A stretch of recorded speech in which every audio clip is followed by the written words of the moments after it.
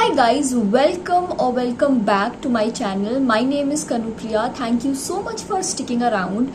This video is the part 2 of my CUET journey video. उस video में I covered everything till my results day.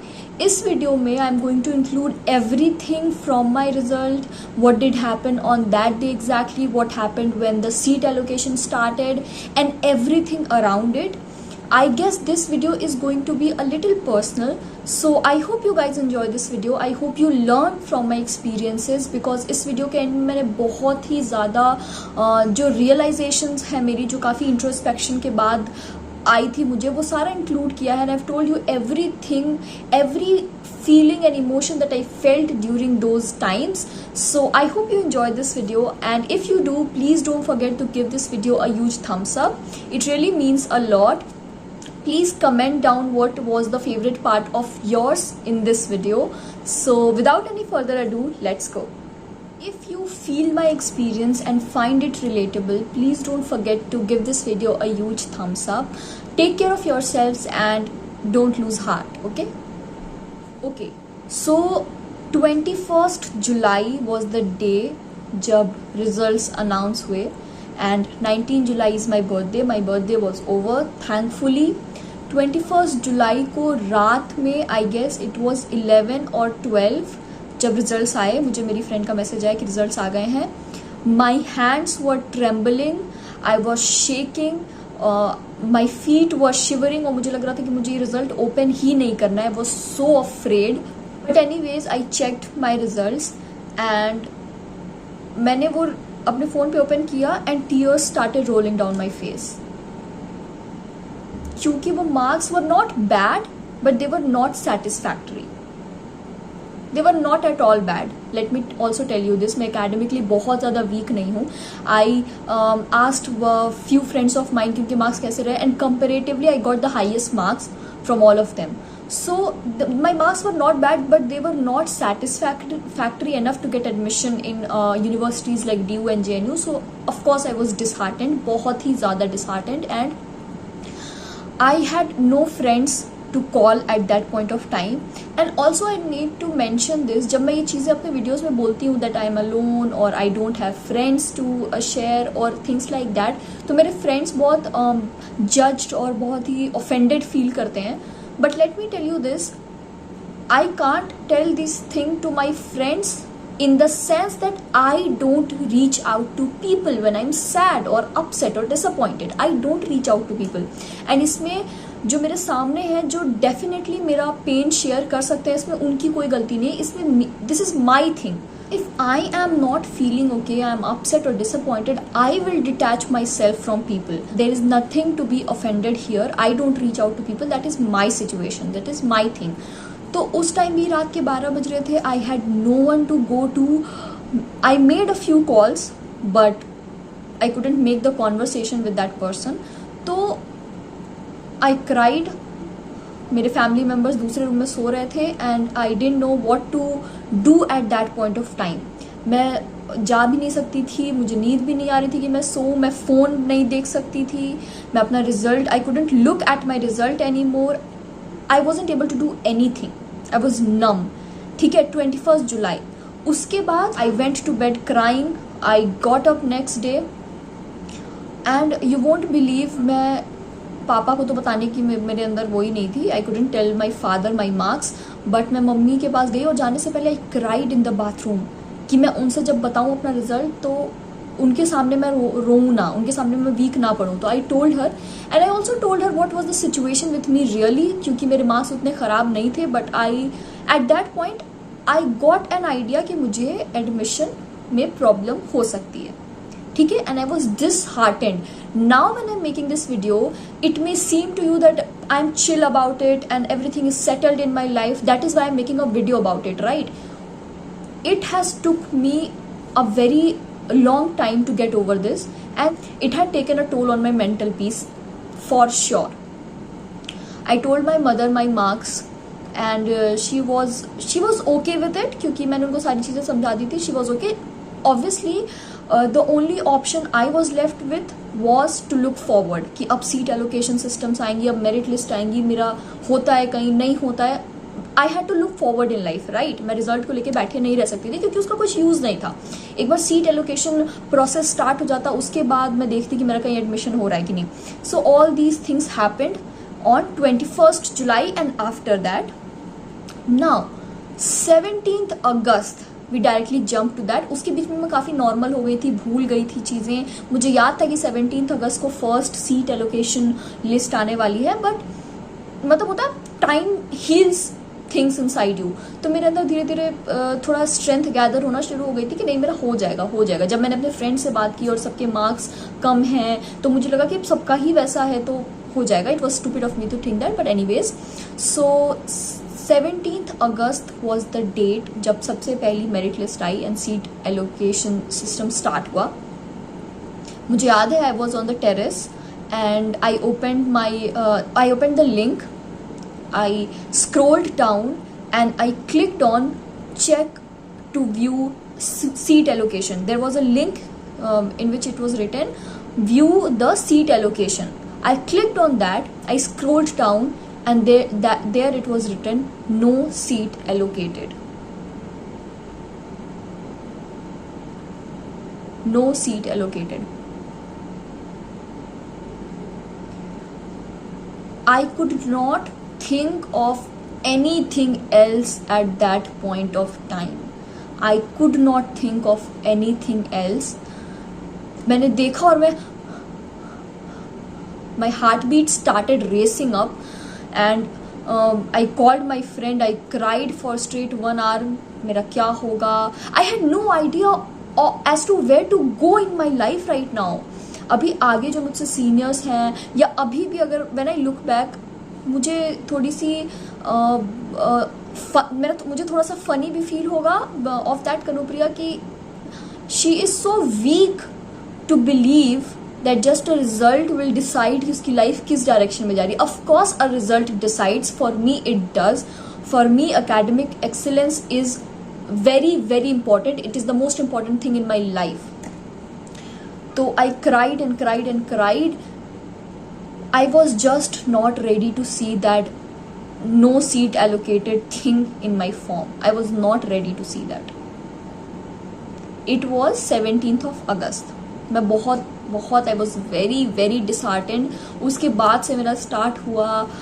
I started praying. I started begging to God literally to give me the admissions because I thought this was the most needed thing in that in my life at that point of time.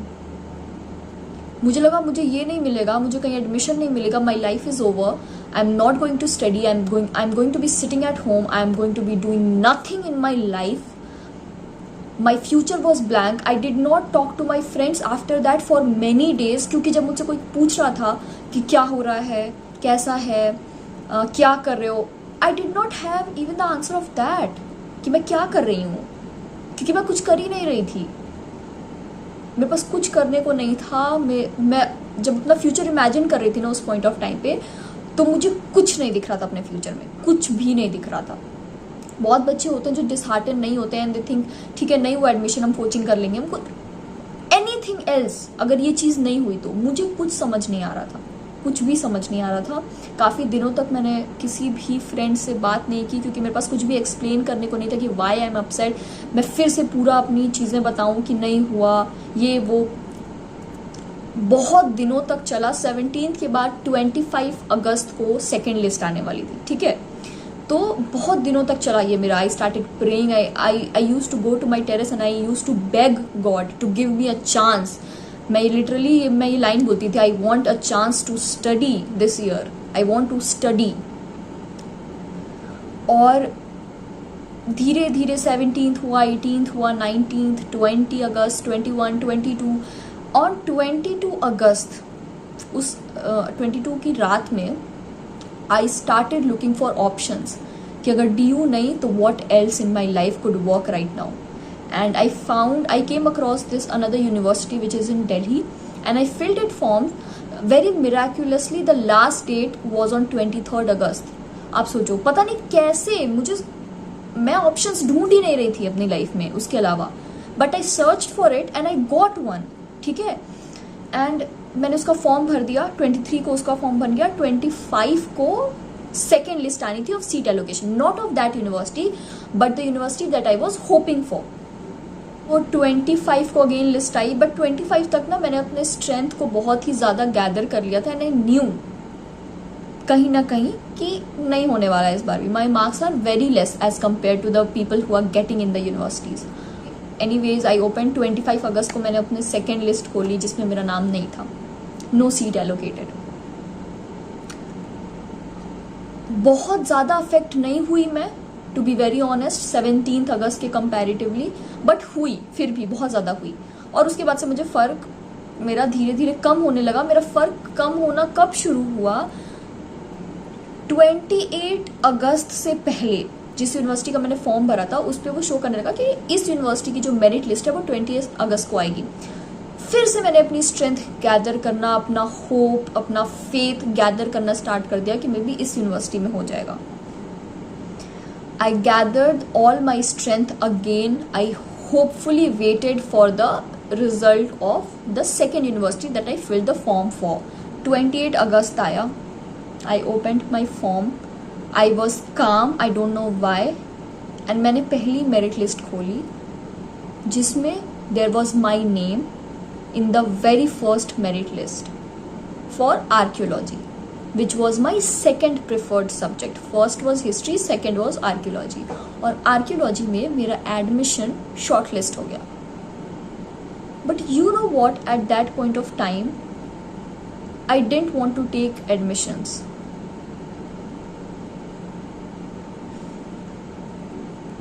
मुझे पता नहीं है ये change कैसे आया, suddenly या over the time 17th से आना स्टार्ट हुआ, बट या जो मैंने प्रेयर्स की इतने टाइम में, maybe God was planning something better for me.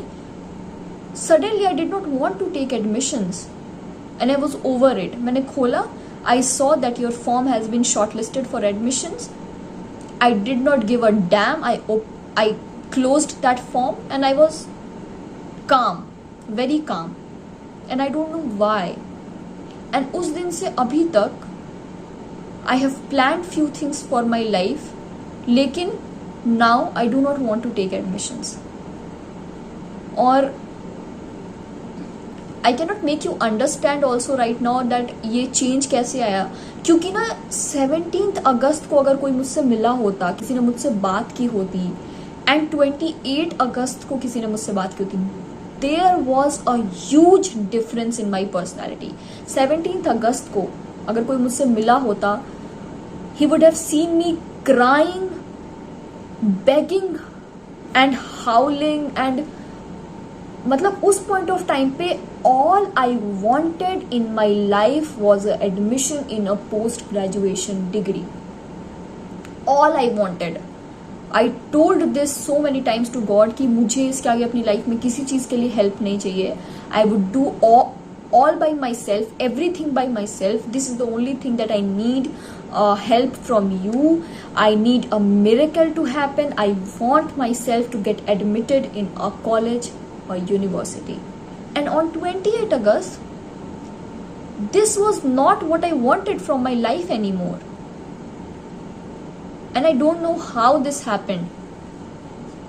So जब ये सब हो गया, उसके बाद I started planning things for my life. ठीक है, I started planning क्या करना है, कैसे करना है. I have planned few things for my life. लेकिन ये जो हुआ अभी मेरे साथ रिजल्ट से लेकर के 28-29 अगस्त तक, it changed me so much as a person and it made me realize so many things. I introspected myself and I found so many things inside me जो मैं अभी आपको बताऊंगी, which is very important for people to know. So the first realization that I made was, and it can be related to anything and everything, be it a person, a dream job, a dream car, a relationship, a healthy relationship that you've been longing for, your boyfriend, your girlfriend, everybody. What you want at a particular time in your life and you beg for it, you cry for it, you howl for it, and it is the most needed thing at that particular point of time in your life, is not the most wanted thing forever. It is not. With each passing second, your feelings, your emotions, your decisions keep changing. And हमेशा आप उस एक चीज के लिए रोते नहीं रहोगे. This is my trust, this is my statement to you. This thing is not going to be important anymore in coming time. Believe me when I say this. So if you are in a spot right now where you are longing for something very, very deeply, you need something and you are crying for it and God is not giving that to you, wait, take a deep breath and calm down and be hopeful to the future. That is all.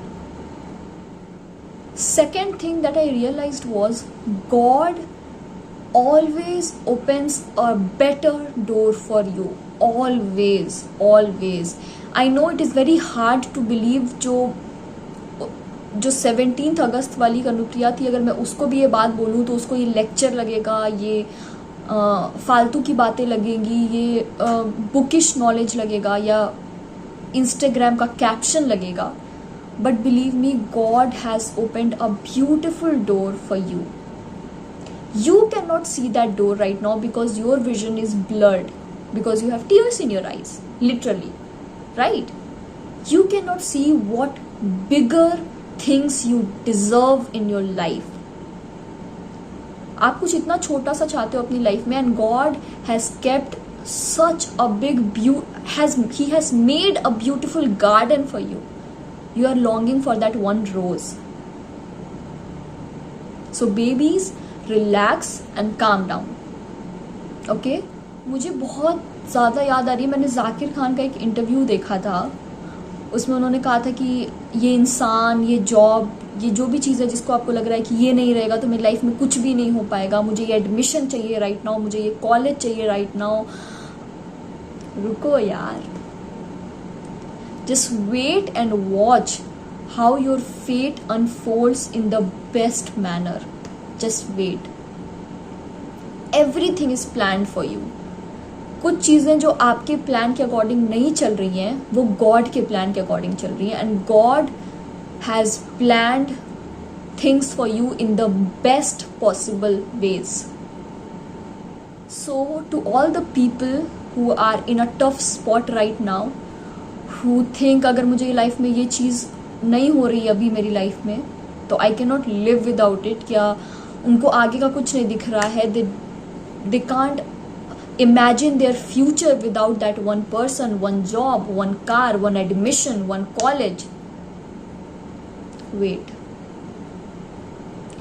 everything is going to turn out in the best possible way because God will always give you what you deserve and you deserve the world.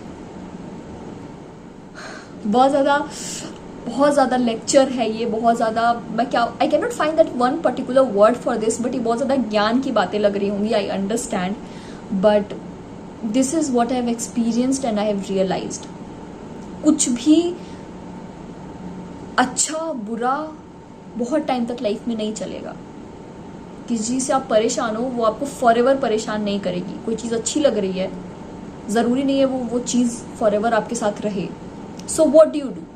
You keep calm, and अच्छा हो बुरा हो, you have to hope for the best because you deserve the best. So I guess that was it for this video.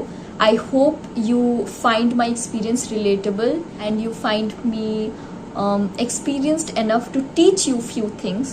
Of course, I cannot know what situations are you going through right now. सबकी life situations अलग अलग होती हैं. But all I want to say is You deserve the world. So I feel this is it for this video. Please tell me in the comment section how do you like this video, because मुझे नहीं पता था मुझे इतनी deeply अपने experiences को share करना चाहिए था, नहीं करना चाहिए. This video is a little personal for me. So I hope you liked this video. If you do, please go in the comment section and tell me what did you like the most about this video. If you liked me, you can mention that too in the comment section. So I hope your day goes well. I hope your life ahead of you is perfect and beautiful, and you blossom in the best possible way. This is Kanupriya signing off. Thank you so much for watching my videos.